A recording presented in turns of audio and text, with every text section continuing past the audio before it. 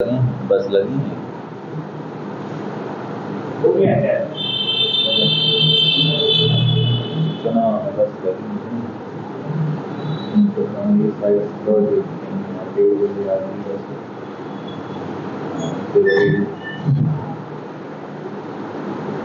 चले जाओ तो हम 12 घंटे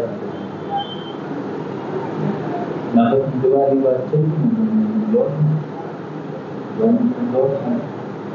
तो कोई भी चली कल नहीं थी कि तुम्हारी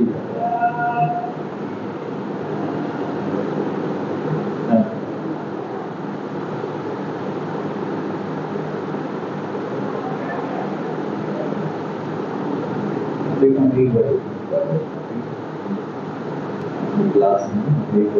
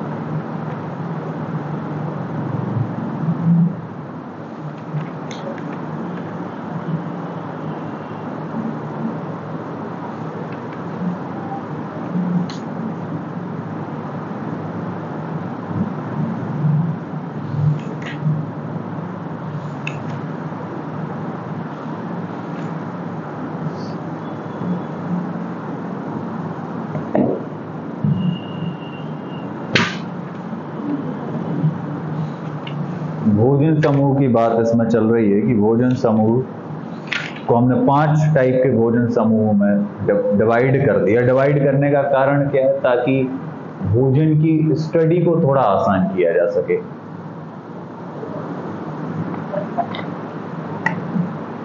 डिवाइड करने का इसमें महत्व क्या है कि भोजन की स्टडी आसानी से की जा सके, ये पता किया जा सके कि किस प्रकार के भोजन समूह में कौन से अनाज या फल या दालें, सब्जियां रखी जाएंगी और उनसे प्राप्त कौन कौन से पोषक तत्व हमें होंगे। तो पहला जो हमारा डिवीज़न था, ये डिवीज़न चल रहा था। इस डिवीज़न में क्या आया था? तो इस डिवीज़न में आया है आपका अनाज व उनके उत्पाद। तो चावल, गेहूं, रागी, बाजरा, मक्का, ज्वार, ये सभी इसमें आएंगे।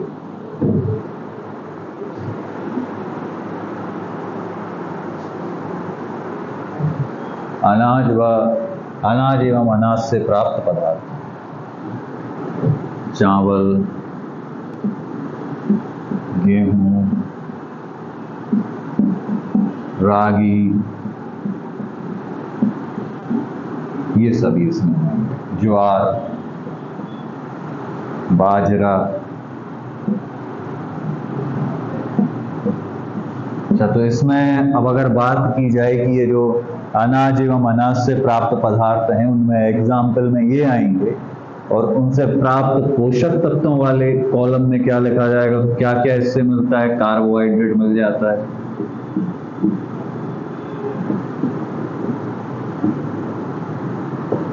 कार्बोहाइड्रेट मिलता है। अगला क्या मिलता है? प्रोटीन, रेसे, आहार्य रेशा,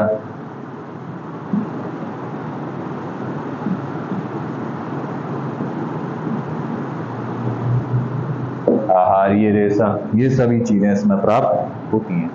ये पहला डिवीजन था। अब सेकंड डिवीजन की बात करें तो सेकंड डिवीजन में चलेगा हमारा कौन सा?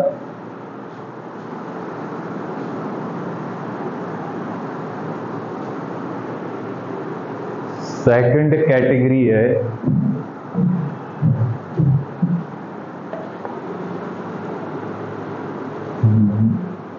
दालें और फलियां। दालें और फलियां, मसूर की दाल, जो दालें होती हैं, चने की दाल, इसमें चना भी आएगा, जिनमें फलियां होती हैं, मटर, तो दालें एवं फलियां, सेकंड कैटेगरी।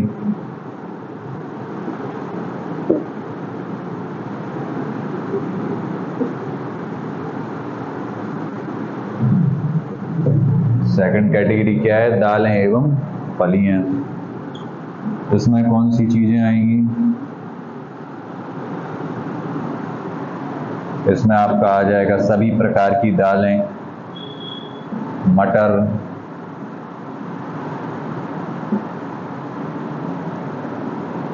चना, ये सभी इस कैटेगरी में आएंगे। प्राप्त क्या होता है इनसे? तो प्राप्त करने की बात करें तो प्रोटीन मिलता है, कार्बोहाइड्रेट मिलता है,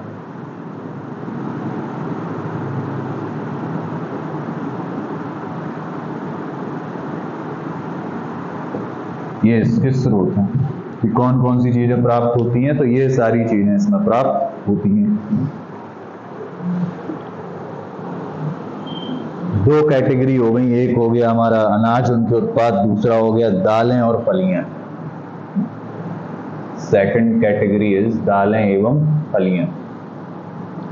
थर्ड है दूध, अंडा, मांस। मतलब इस कैटेगरी में वो सारे पदार्थ आएंगे जिनको कहीं ना कहीं किसी पशु से प्राप्त किया जाता है। ये दो कैटेगरियां प्लांट वाली हैं, इसके आगे भी प्लांट वाली हैं, लेकिन ये जो थर्ड कैटेगरी जो हम लिख रहे हैं इसको हम कहते हैं क्या? दूध, अंडे तथा मांस उत्पाद। दूध उत्पाद, अंडा उत्पाद और मांस उत्पाद। तो ये ऐसे चीज जिनको प्राप्त किया जाता है किसी पशु से, जैसे मिल्क है, दूध है, इसमें आ जाएगा आपका पनीर, मक्खन, मुर्गी, लीवर ऑयल, मछली, अंडा, मांस। प्राप्त क्या होगा? तो कैल्शियम मिलेगा, विटामिन ए मिलेगा, वसा मिलेगा। Third category.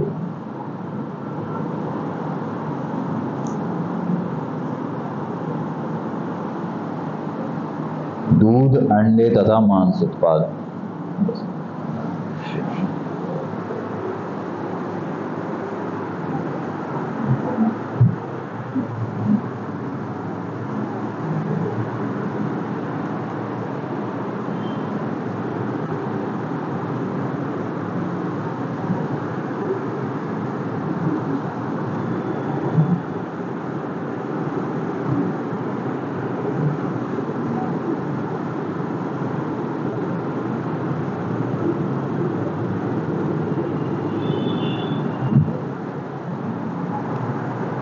थर्ड कैटेगरी दूध,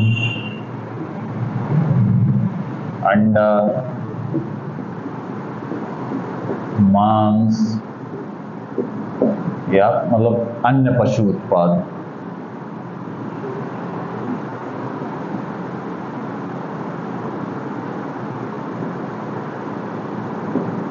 ये ऐसे उत्पाद जो कहां से प्राप्त होंगे? किसी पशु के द्वारा प्राप्त होंगे।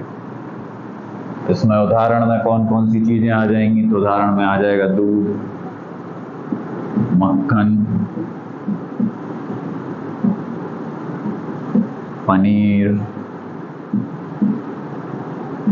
घी, अंडा, मांस, ये सभी बातें।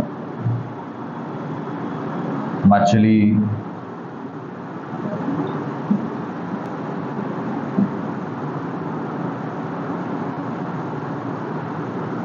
प्राप्त होने वाले पोषक तत्व तो कैल्शियम,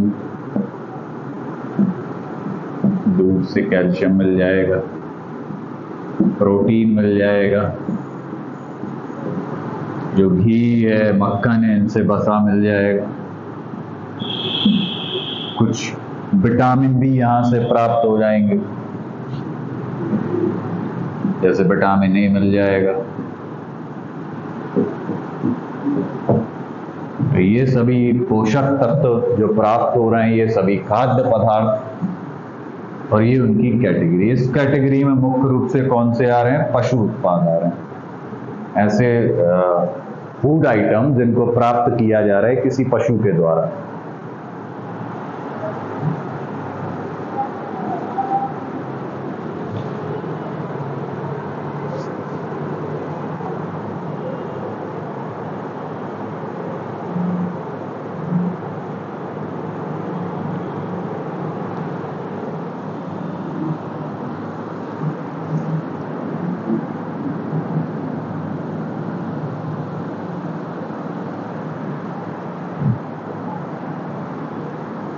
अब हमारी जो 4th नंबर की कैटेगरी है, 4th नंबर का डिवीजन है, इस 4th नंबर के डिवीजन में आएगा फल और सब्जियां। ऐसी चीज जो हम कहाँ से प्राप्त करते हैं? प्लांट के फल और सब्जी, स्पेशली फल और सब्जियों की इसमें बात करी गई है। तो जितनी भी सब्जियां हैं, जितने भी फल हैं, वो इस कैटेगरी में रख दिए जाएंगे। अब सब्जियों से, फलों से क्या मिलता है? कई प्रकार के विटामिन्स मिलते हैं। तो पोषक तत्व जो इनसे प्राप्त किए जाएंगे उसमें आ जाएगा कुछ विटामिन्स। कई प्रकार के विटामिन प्राप्त होते हैं। गाजर से विटामिन ए मिलता है, नींबू और खट्टे फल, संतरा, इनसे विटामिन सी मिलता है। कुछ जो ऐसी चीजें होती हैं जो थोड़ी सी मीठी टाइप की होती हैं, आलू हो गया, शकरकंद हो गया, अंगूर हो गया, इनसे हमें कार्बोहाइड्रेट भी प्राप्त होता है। जो पालक वगैरह है, कुछ सब्जियां हैं, उनसे कुछ खनिज लवण भी मिल जाते हैं, इनसे लौह खनिज लवण मिल जाता है। रेशा भी इससे मिलता है सब्जियों में, हरे पत्तेदार सब्जियों में रेशा होता है। कुछ फल अभी हमने पढ़े थे, जैसे अमरूद था, अमरूद में रेशा था, तो रेशा भी इनसे प्राप्त होता है। अगला है फल और सब्जियां, 4th कैटेगरी।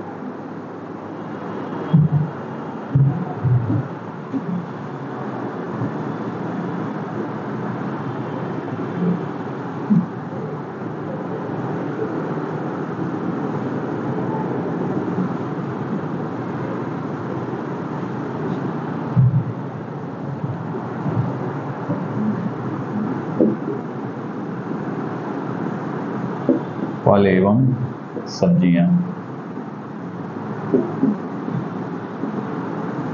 इस कैटेगरी में सारे फल और सारी सब्जियां जो भी हैं, कुछ प्रमुख है आम, केला, सेब, संतरा,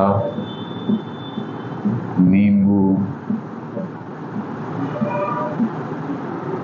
सब फल।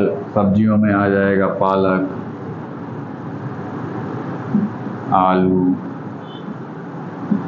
शकरकंद,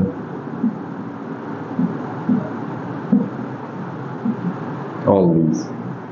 नाउ अब इनसे प्राप्त पोषक तत्व, तो हमने देखा कि जो हमारे कुछ गाजर होता है या पीले फल होते हैं उनसे विटामिन ए मिल जाता है। पालक से भी विटामिन ए मिलता है, तो विटामिन ए। जो खट्टे फल होते हैं उनसे मिलता है विटामिन सी, तो सेकंड बात हो गई कि विटामिन सी मिल जाएगा। थर्ड, जो पालक है, पालक से लौह तत्व भी मिलता है, तो खनिज लवण, लौह मिलेगा, खनिज लवण मिलते हैं पालक में, खासकर लौह। इसके बाद जो शकरकंद है, आलू, इसमें कार्बोहाइड्रेट मिलेगा।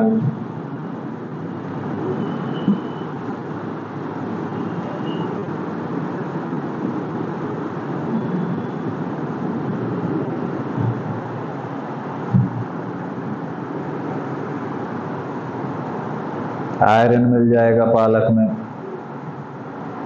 आलू शकरकंद में कार्बोहाइड्रेट मिल जाएगा, संतरा नींबू में विटामिन सी हो गया।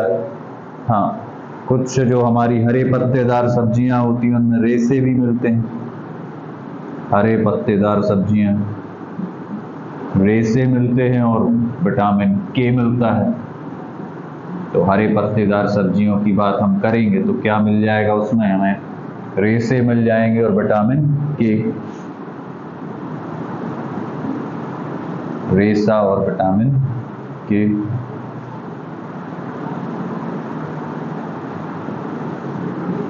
ये फोर्थ कैटेगरी हो गई।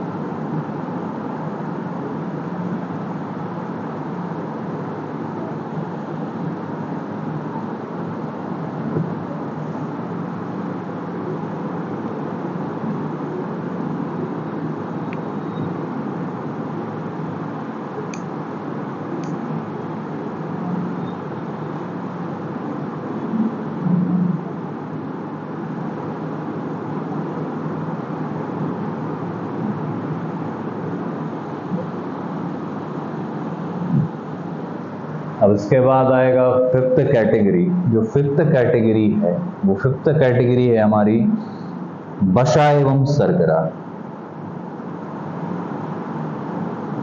वसा और शर्करा किधर से प्राप्त होगा, इसकी कैटेगरी है फिफ्थ नंबर की कैटेगरी। वसा और शर्करा तो ओबियस सी बात है, वसा कहाँ से मिलेगा, ऐसी चीजें जिनमें ऑयल है, घी, ये सभी इसके मुख्य स्रोत हो जाएंगे।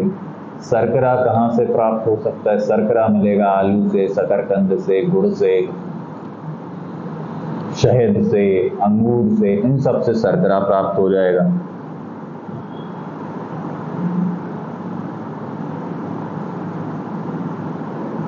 ये फिफ्थ नंबर की कैटेगरी है।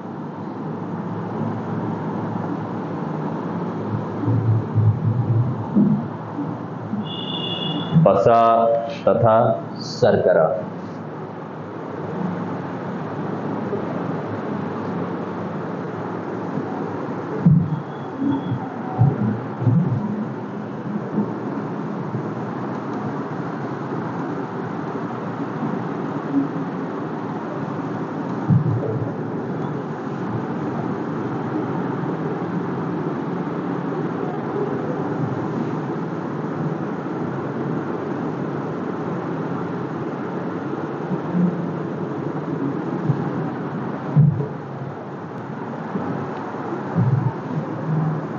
फिफ्थ कैटेगरी इज वसा तथा शर्करा।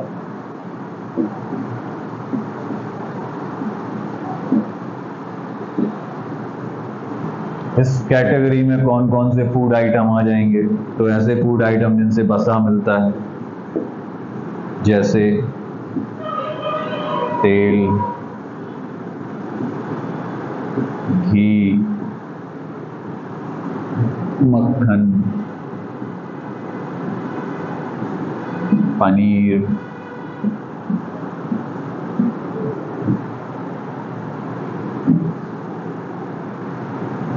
पोषक तत्व कौन सा प्राप्त होगा, तो वसा। वसा वाली चीजें खाएंगे, घी, तेल, मक्खन, पनीर, दूध, तो क्या प्राप्त होगा इन सबसे, वसा। दूसरा है शर्करा।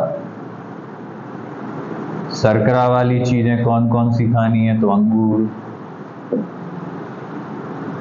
शहद, गुड़,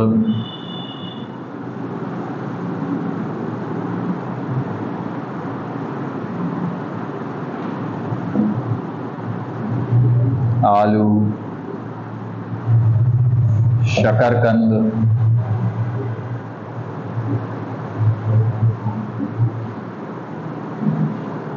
प्राप्त क्या हो जाएगा, शर्करा। पोषक तत्व जो प्राप्त होगा, शर्करा। फिफ्थ कैटेगरी भोजन की स्टडी को, अध्ययन को थोड़ा आसान बनाने के लिए जो 5वें नंबर की कैटेगरी थी वो थी वसा तथा शर्करा।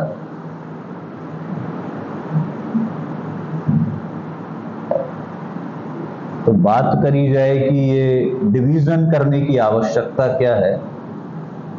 ये 5 कैटेगरी में भोजन के जो खाद्य पदार्थ हैं, जो आहार में प्रयुक्त होने वाले पदार्थ हैं, उनको 5 पार्ट्स में डिवाइड करने की नीड क्या है।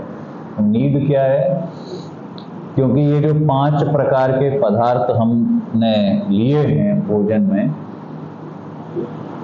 बहुत सारे तरीके के पदार्थ, भोज्य पदार्थ भोजन में प्रयोग किए जाते हैं। उनकी स्टडी करना, एक कैटेगरी में अगर उनको डिवाइड कर दिया जाए, एक ग्रुप बना दिए जाएं 5, तो एक उनका अध्ययन आसान हो जाता है। दूसरा आसान हो जाता है कि उन पर्टिकुलर फूड आइटम से किस प्रकार का हमें पोषक तत्व प्राप्त होगा। 5 डिवीजन, तो भोजन के अध्ययन के लिए कितने समूह बनाए गए? 5 समूह में भोजन को डिवाइड कर दिया गया। कितने समूह में डिवाइड कर दिया गया? 5 समूह में भोजन को डिवाइड कर दिया गया। ये 5 समूह अगर बात करें तो पहला समूह क्या है? अनाज एवं अनाज से बने उत्पाद।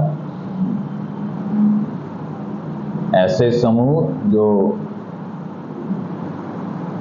अनाज से प्राप्त हैं, ऐसे भोजन जो अनाज से प्राप्त हैं और अनाज के उत्पाद से प्राप्त होने, फर्स्ट कैटेगरी में रख दिया जाएगा। सेकंड कैटेगरी है दालें एवं फलियां। तो ऐसी चीजें, मतलब जितनी भी प्रकार की दालें होती हैं या जितने भी प्रकार के ऐसे फूड आइटम्स होते हैं जो फलियों में लगे रहते हैं, फलियों से उनको प्राप्त किया जाता है, वो सारे इसमें रखे जाएंगे सेकंड कैटेगरी में। जैसे चने की दाल, काला चना, मटर, राजमा, सोयाबीन, ये सभी दालें और फलियों वाली कैटेगरी में आ जाएंगे। तीसरी कैटेगरी है दूध, अंडा और मांस। थर्ड कैटेगरी आएगी दूध, अंडा और मांस। ऐसी कैटेगरी जिसमें दूध, उससे बने उत्पाद, अंडा और मांस वाले उत्पाद इस कैटेगरी में रखे जाएंगे। थर्ड कैटेगरी आएगी हमारी फल और फोर्थ कैटेगरी आएगी फल और सब्जियां। इस कैटेगरी में हम सारे फल और सारी सब्जियां रख देंगे। फिफ्थ कैटेगरी आएगी वसा और शर्करा। इस कैटेगरी में वो सारे फूड आइटम रखे जाएंगे जिनसे कि कहीं ना कहीं हमें वसा और कार्बोहाइड्रेट प्राप्त होता है, वो सारे इस कैटेगरी में इंक्लूड होंगे। तो ये भोजन के 5 समूह हो गए। 5 समूह प्रणाली थी, और ये 5 समूह प्रणाली की आवश्यकता क्या थी? तो आवश्यकता थी कि भोजन की स्टडी को आसान करना। नेक्स्ट टॉपिक है संतुलित आहार।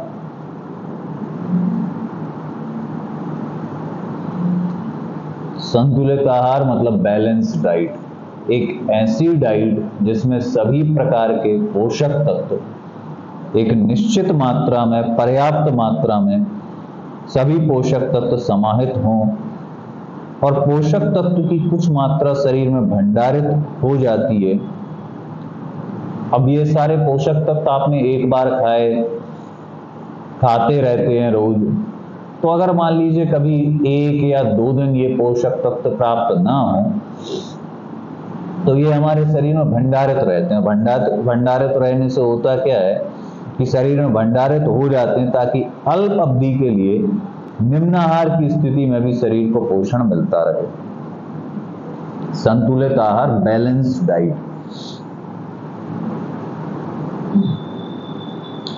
अगला है बैलेंस डाइट, नेक्स्ट टॉपिक।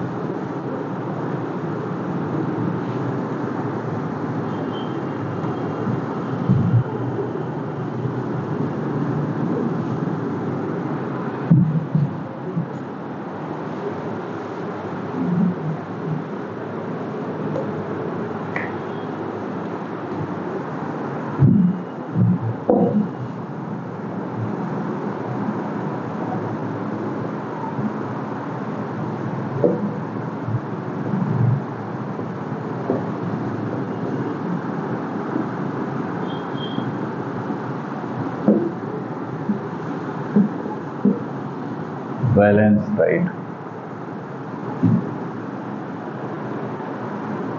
आहार जिसमें सभी प्रकार के पोषक तत्व, सभी प्रकार के पोषक तत्व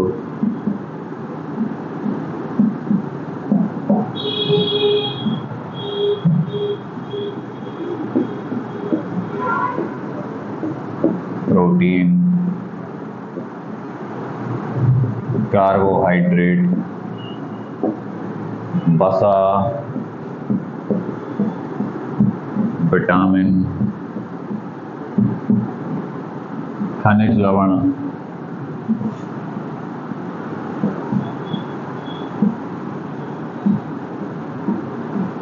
आदि पर्याप्त मात्रा में उपस्थित हों, पर्याप्त मात्रा में उपस्थित हों,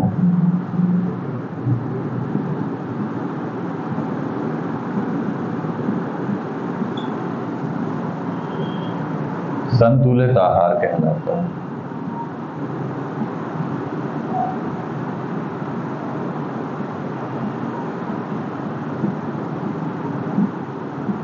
संतुलित आहार कहलाता है।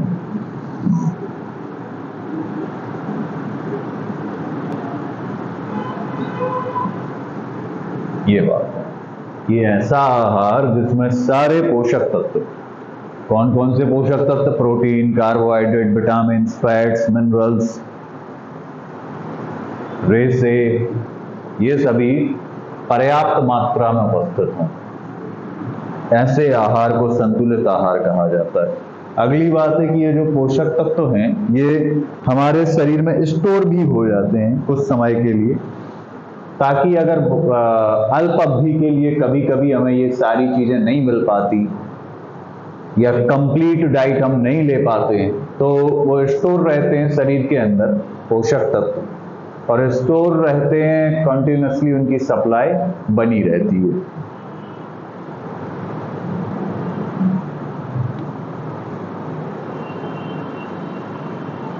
पोषक तत्वों की कुछ मात्रा, तो ये संतुलित आहार की डेफिनेशन लिखना है।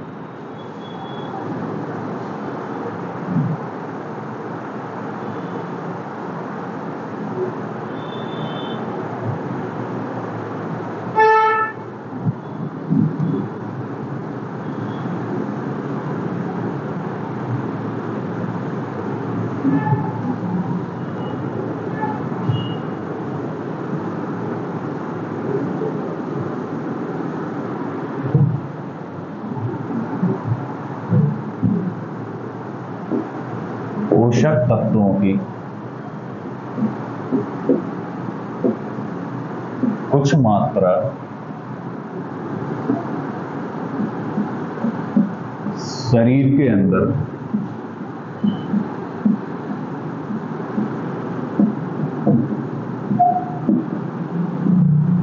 भंडारित हो जाती है,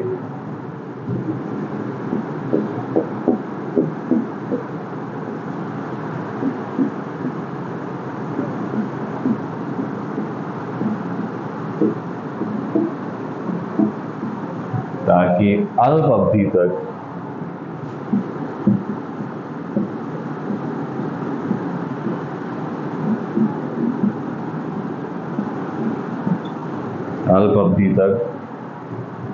पोषक तत्व प्राप्त ना होने पर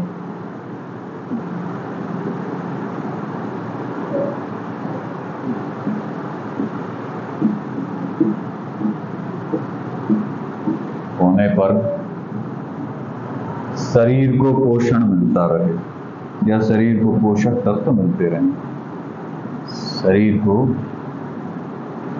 पोषक तत्वों की आपूर्ति होती रहे,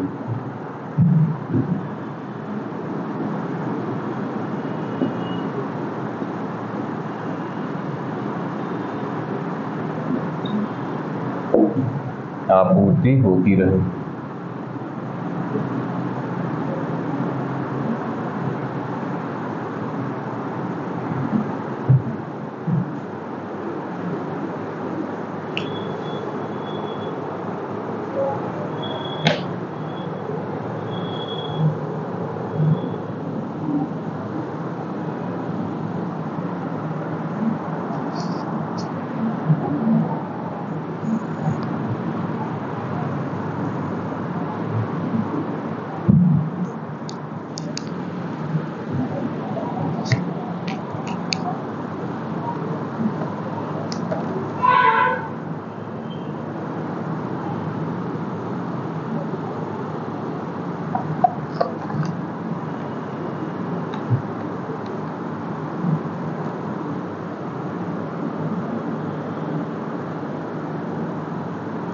भोजन पिरामिड। भोजन समूह से भोजन के चयन में सहायता प्राप्त करने के लिए एक भोजन समूह पिरामिड विकसित किया गया है। भोजन समूह पिरामिड का स्पष्ट रूप दर्शाता है कि हमें अच्छा स्वास्थ्य प्राप्त करने के लिए 5 भोजन में से भोजन का सेवन करना है तथा कितनी मात्रा में करना है।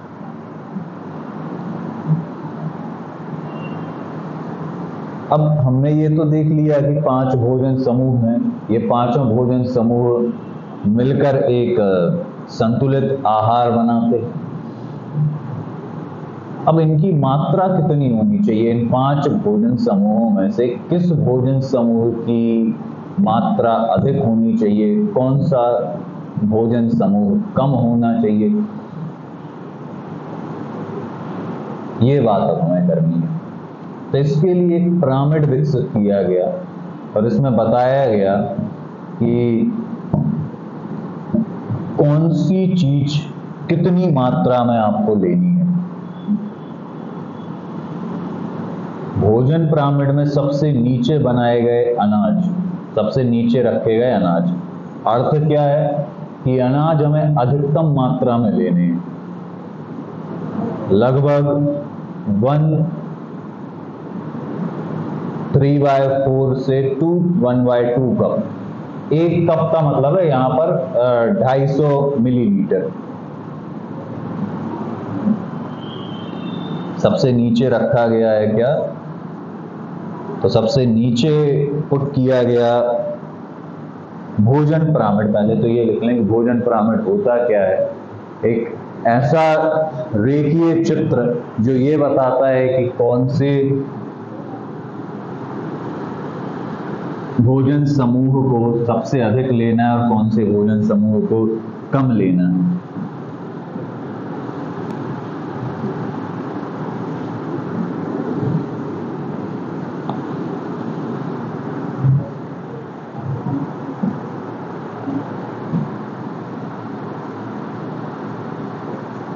भोजन पिरामिड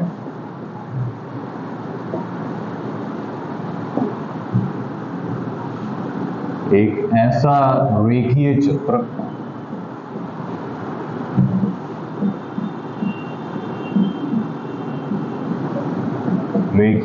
या पिरामिड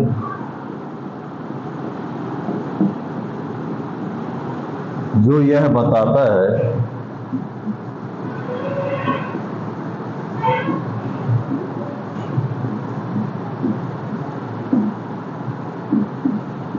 कि 5 भोजन समूहों में से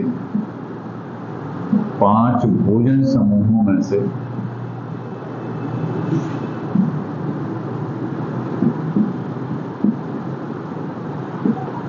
पांच भोजन समूहों में से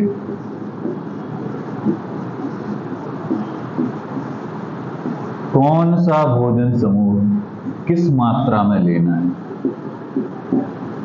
कौन सा भोजन समूह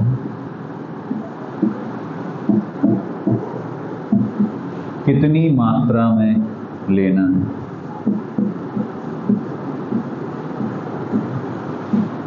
कौन सा भोजन समूह बहुत अधिक लेना है, कौन सा भोजन समूह कम लेना है? जैसे अनाज, फल, सब्जियां ये ज्यादा लेना है, फैट, वसा, तेल, घी ये कम लेना है। तो कौन सा भोजन समूह कितनी मात्रा में लेना है? भोजन पिरामिड कहलाता है। तो ये एक टाइप का इस तरीके का रेखीय चित्र है जो ये बताता है कि कौन सी चीज ज्यादा मात्रा में लेनी है। तो जो ज्यादा मात्रा में लेनी वो इधर लिखी है, फिर जिसकी मात्रा थोड़ी कम करनी है वो यहाँ पे, और कम करनी है यहाँ पे, और कम करनी है वो यहाँ पर, सबसे कम जिसको लेना चाहिए, शामिल करना चाहिए, वो टॉप पर है।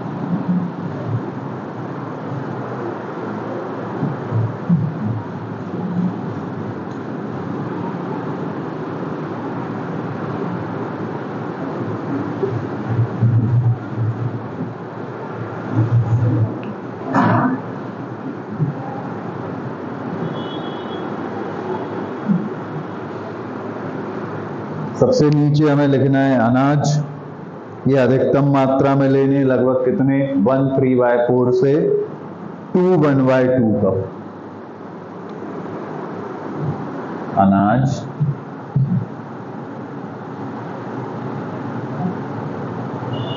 कैसे लेने हैं अधिकतम मात्रा में। कितनी क्वांटिटी होनी चाहिए 1/3/4 से 2/1/2 कप। और कैसे लेने हैं अधिकतम मात्रा में लेने हैं।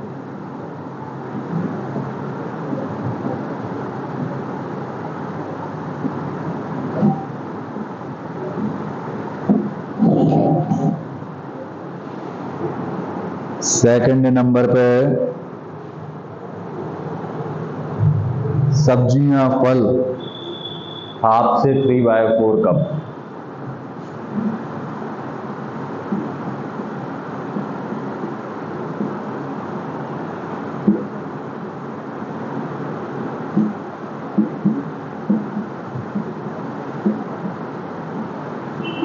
इनकी मात्रा मध्यम होनी चाहिए, इनको मध्यम मात्रा में लेना है।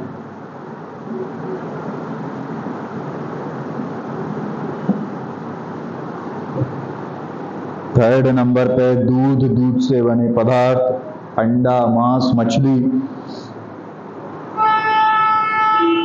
ये कितना लेना है 1/2 से 3/4। ये भी मध्यम मात्रा में रखनी है। दूध, दूध के उत्पाद,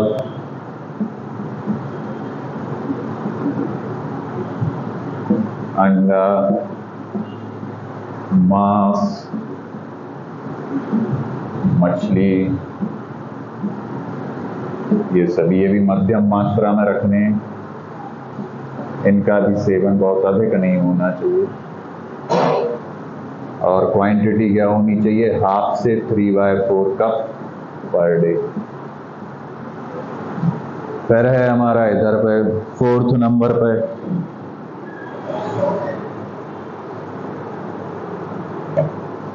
4 से 6 चम्मच दालें लेना है कम मात्रा में।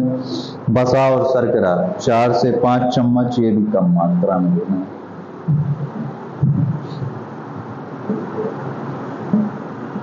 यहाँ पे दालें 4 से 6 चम्मच।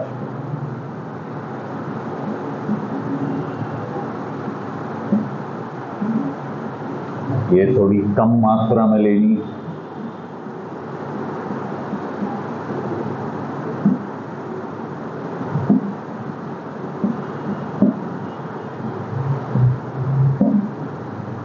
फिर आएगा फिफ्थ नंबर पर बसा और शर्करा।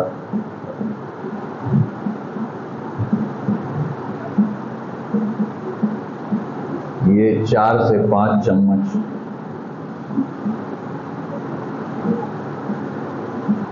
ये भी कम मात्रा में लेना।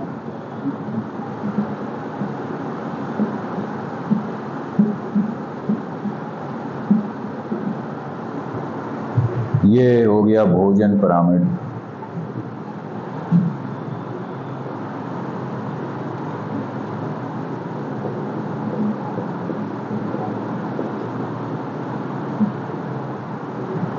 यहाँ पर जो 1 कप लिखा है और चम्मच लिखा है, तो 1 चम्मच का मतलब है 15 ग्राम और 1 कप का मतलब है 250 millilitre. 1 cup means what 250 millilitre.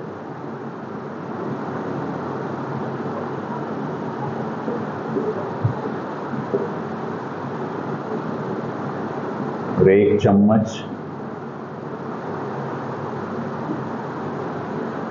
15 ग्राम, ये क्वांटिटी है। तो जैसे कहीं लिखा है 4 चम्मच, मतलब 1 चम्मच मीन्स 15 ग्राम, 4 चम्मच मतलब 60 ग्राम।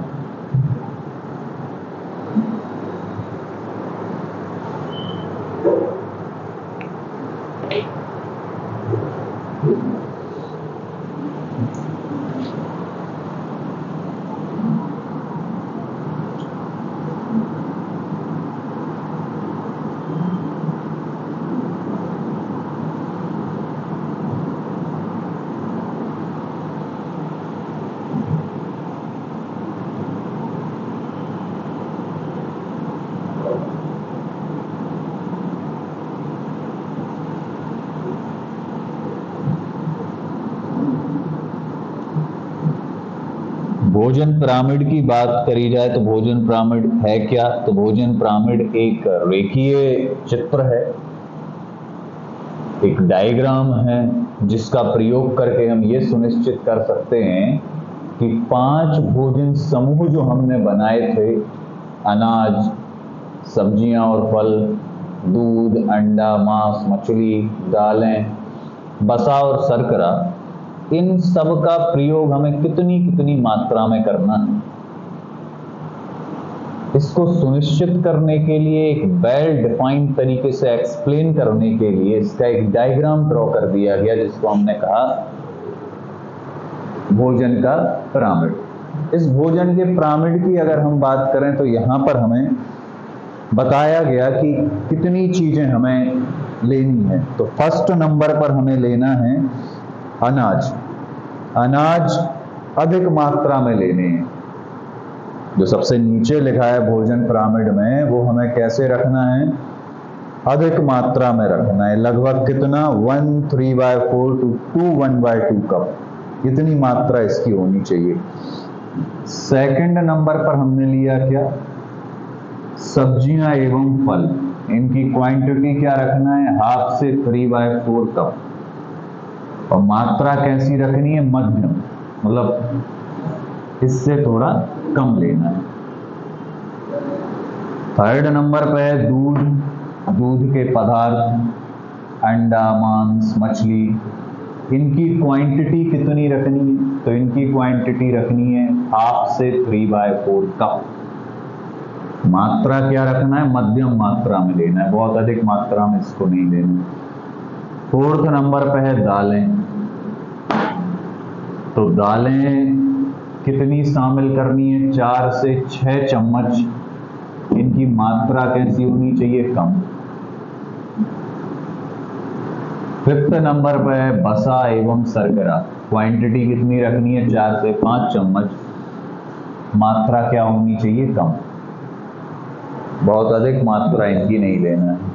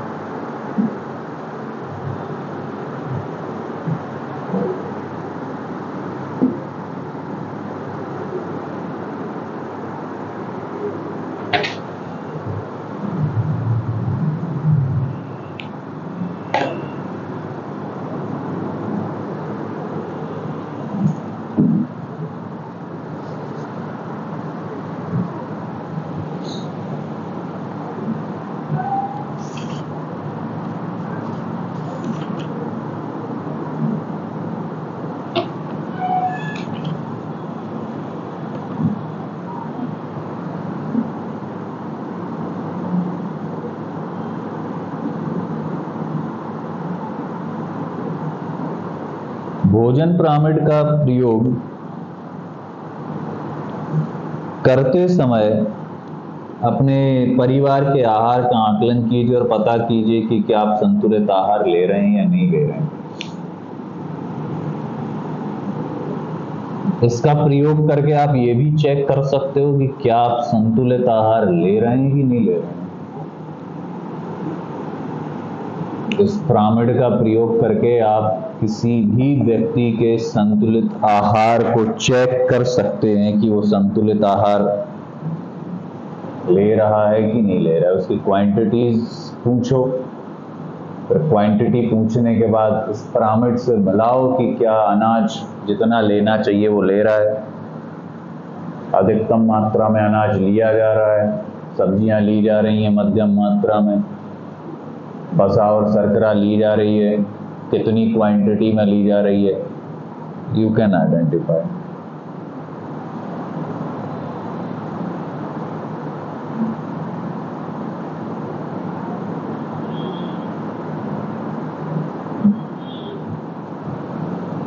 Now the next topic is पोषण संबंधी आवश्यकता। व्यक्ति विशेष की पोषण संबंधी आवश्यकता विभिन्न कारकों पर निर्भर करती है, जैसे आयु, लिंग, शारीरिक क्रियाओं का स्तर, उपापचयी दर तथा स्वास्थ्य की स्थिति। अब ये जो हमने भोजन पिरामिड बनाया है, ये भोजन पिरामिड हर व्यक्ति के लिए एक सा है, लेकिन इसकी भी कुछ कंडीशन है।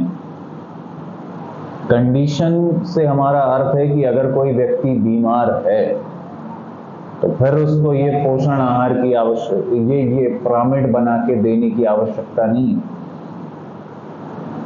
क्योंकि अगर व्यक्ति का स्वास्थ्य उसका सपोर्ट नहीं कर रहा है, वो किसी प्रकार की बीमारी से ग्रसित है, डॉक्टर द्वारा एडवाइस किया गया है कि उसको बसा और शर्करा नहीं देना है, तो फिर ये पिरामिड में से ये वाली चीज कैंसिल हो जाएगी, बसा शर्करा नहीं देना है।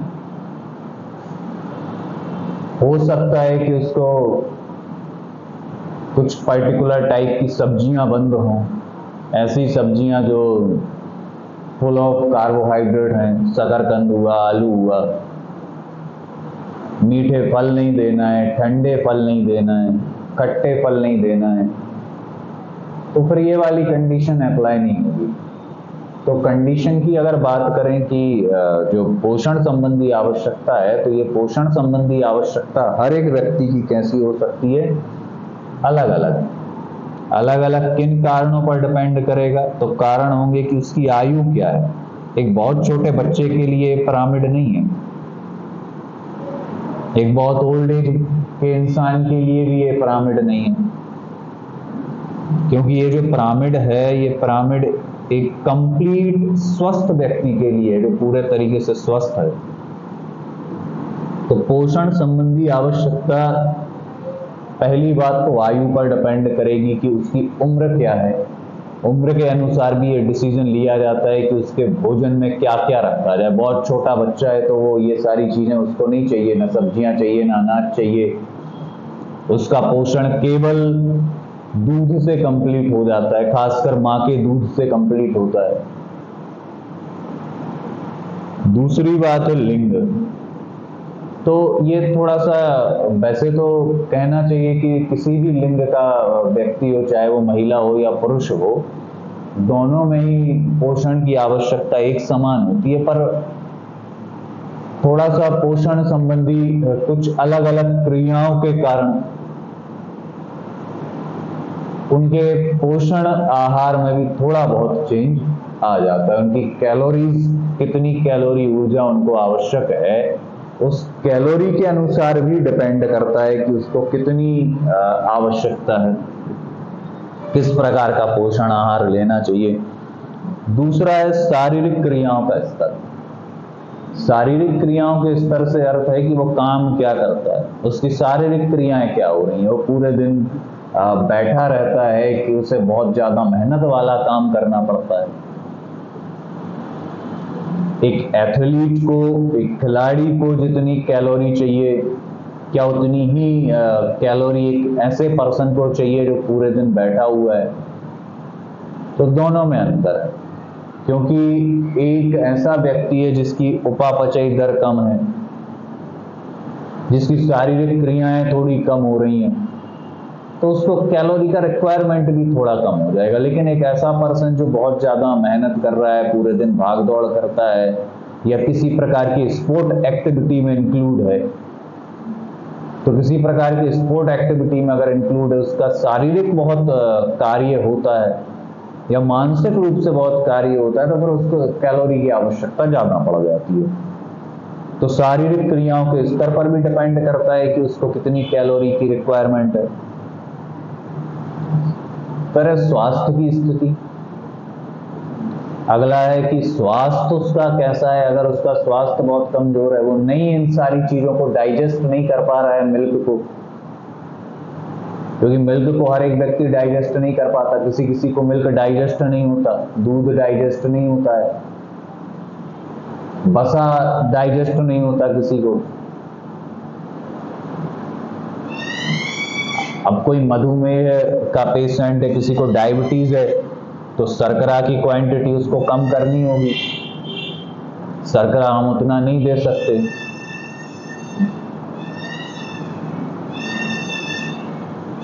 तो दूसरी अगर बात करें कि ये पोषण संबंधी आवश्यकता उसके स्वास्थ्य पर भी डिपेंड करती है। अगर उसका स्वास्थ्य सही है, स्वास्थ्य उसको सपोर्ट कर रहा है, तो फिर ये डाइट उसके लिए कंप्लीट है। लेकिन अगर उसको किसी प्रकार की बीमारी है और वो इन में से कुछ गिवन जो चीजें हैं उनका परहेज करता है, उनको अवॉइड करता है, डॉक्टर ने उसको एडवाइस किया है कि ये सारी चीजें उसको नहीं लेना है, तो फिर ये पिरामिड उसके लिए पोषण संबंधी आवश्यकता उसके लिए अलग हो जाएगी। तो पोषण संबंधी आवश्यकता की बात करें तो 3 चीजों पर डिपेंड करती है, 3-4 चीजों पर, मुख्य रूप से 3-4 चीजों पर डिपेंड करती है।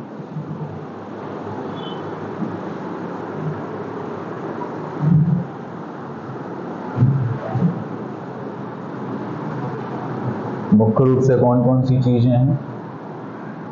आयु पर डिपेंड करता है कि किस प्रकार का पोषण देना है, लिंग पर डिपेंड करता है कि पुरुष है कि महिला है, तो थोड़ा सा डिफरेंस आ जाएगा पोषण में।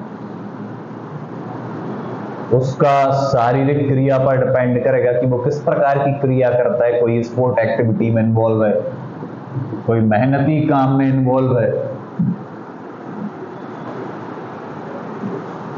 किसी स्पोर्ट एक्टिविटी में इन्वॉल्व है, मेहनती काम में इन्वॉल्व है, तो उसको ज़्यादा कैलोरी की आवश्यकता पड़ेगी।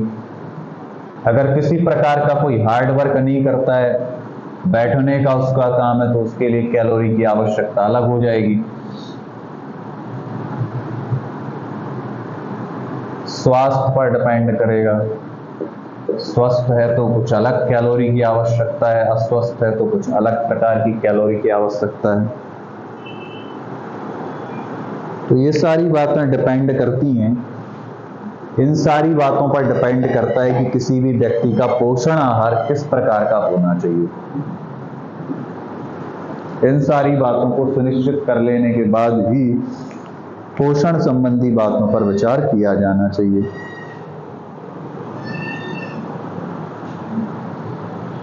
खासकर जब बच्चे अपनी प्यूबर्टी एज में होते हैं, 1 से 20 वर्ष तक की जो आयु होती है, इस समय भोजन की जो रिक्वायरमेंट है वो अलग हो जाती है, क्योंकि 1 से 20 वर्ष तक की आयु में व्यक्ति का विकास हो रहा होता है, कई प्रकार के बदलाव शरीर के अंदर आ रहे होते हैं।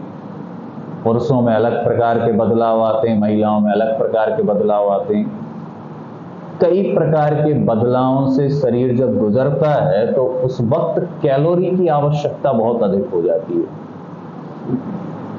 तो जो उम्र होती है 1 से 20, इसमें शरीर का संपूर्ण विकास हो जाता है। मांसपेशियां इसमें स्ट्रांग हो रही होती हैं, व्यक्ति की हाइट बढ़ रही है, कोशिकाओं का निर्माण बहुत अच्छे तरीके से हो रहा है, सभी अंगों का विकास हो रहा है, वजन बढ़ रहा है, लेंथ बढ़ रही है, हड्डियां मजबूत हो रही हैं, सारे अंगों का विकास हो रहा है। तो इस टाइम जो एनर्जी की नीड है वो बहुत अधिक है। इस वजह से खासकर 1 से 20 वर्ष तक की आयु में, आयु के जो बच्चे होते हैं, यंगस्टर्स होते हैं, उनको अपनी डाइट पर विशेष ध्यान देना चाहिए, क्योंकि अगर उनकी डाइट कहीं से कम होगी तो फिर वो किसी न किसी प्रकार की बीमारी का शिकार हो जाएंगे। जैसे कुछ खास बीमारियां होती हैं, कुपोषण। कुपोषण का अर्थ ही है कि जब बाकायदा सही प्रकार से पोषण प्राप्त नहीं होता है तो व्यक्ति का जो विकास है वो बाधित हो जाता है, उसको कहते हैं कि कुपोषण।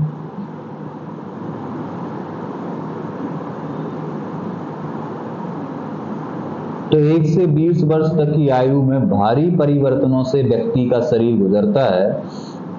इस वजह से इस समय जो ऊर्जा की रिक्वायरमेंट है वो बाकी अन्य समय में ऊर्जा की रिक्वायरमेंट से अधिक हो जाती है।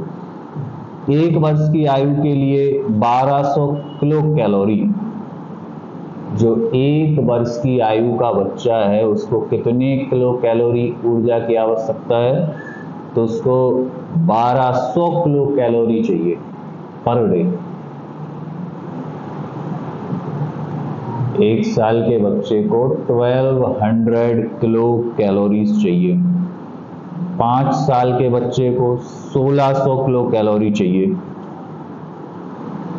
और 16 वर्ष की लड़की है अगर तो 2100, और 16 वर्ष का लड़का है तो 2700 किलो कैलोरी। अभी हम बात कर रहे थे वहां पर कि पोषण की जो बात है, तो पोषण की रिक्वायरमेंट लिंग पर भी डिपेंड करती है।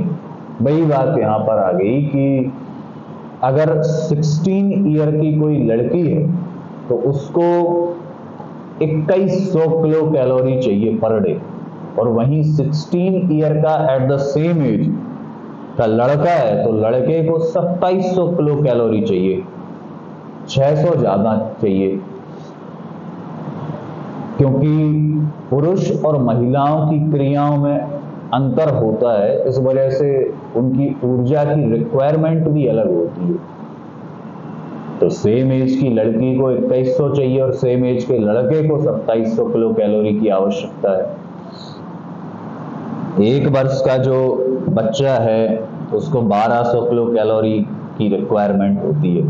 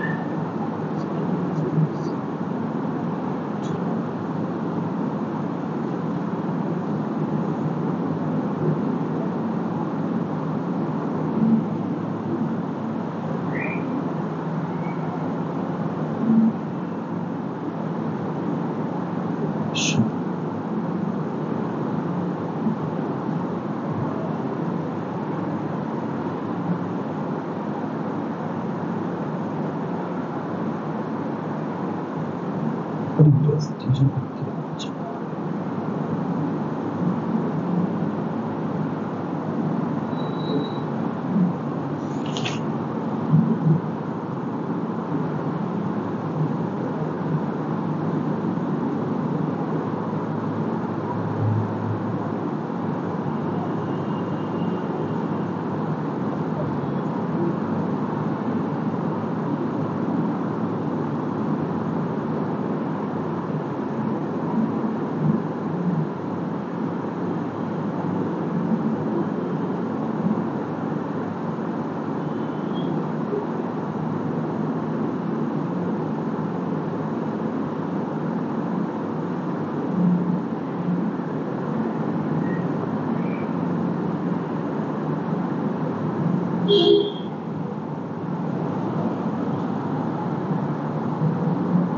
disadvantage for the management analysis.